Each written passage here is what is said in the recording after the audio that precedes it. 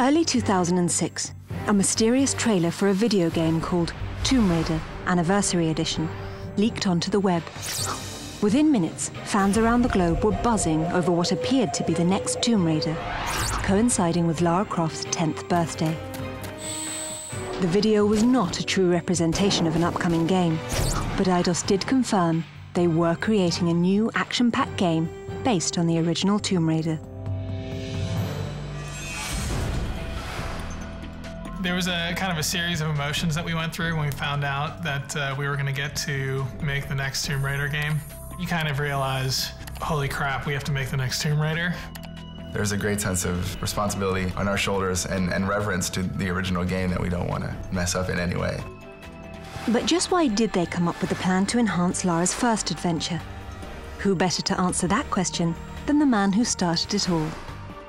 This gives us an opportunity to actually tell the story that we were trying to tell in the first place, and also to put a bit more emotional resonance into it. I wanted to bring more of an emotional sort of side to the story, so it kind of evolved into more of a question, Lara discovering how far she's willing to go to pursue her sort of goals, how far she'll step beyond sort of what's morally acceptable to achieve her goals. And that, I think that's very interesting. Developers at Crystal Dynamics knew that updating the classic was a challenge even a new and improved Lara might be afraid to tackle. The most difficult part is taking those memorable pieces of Tomb Raider 1 and recreating them in a way that's fresh, but at the same time totally evokes nostalgia. To better understand why the original game deserved an encore, developers went back and played it again, and again, and again. We went back, played through it, really to make sure that we're hitting all the things that people remember from the original game. I think I'm over 100 planes of Tomb Raider 1, which makes me an uber geek. While developers practically memorized Part 1, the series creator worked tirelessly to expand the story of Lara's journey, recovering a mythical artifact called the Scion and solving the mystery of Atlantis. A fleshed-out storyline isn't the only surprise. Slick new moves round it all out. She's now got a grapple, she has more moves than she had in the original game. We're improving where we can while still trying to stay within the boundaries of what the original game was really about. You're going to get your nostalgia, you're going to get those locations you remember, those encounters you remember, but they're just going to be executed at a much higher production level. Along with higher production value, gamers can expect to hear a newly orchestrated version of the original classic score.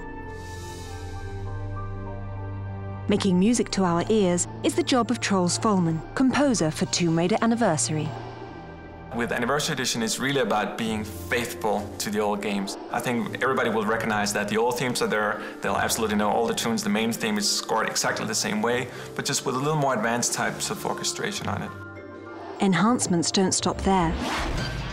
Players will get some pretty interesting eye candy this time around. My favorite part of the game would have to be the T-Rex fight. I mean, everybody sort of remembers that from the first one, so we brought it back and we're trying to make it as great as we can to really hit everybody's expectations of what their memory of the original game is. The bit I'm most excited about seeing is the cat mummies. They're definitely not cute. Thanks to the improvements, Tomb Raider Anniversary is bound to uncover a whole new legion of fans. Gamers from the crypts of Cairo to the tombs of Tunisia are keyed up for Lara's big birthday bash. If we have one message for the fans out there, it's that we're doing our best to make a faithful recreation of the original Tomb Raider experience, and that we're really doing it for you guys, and we hope you enjoy it.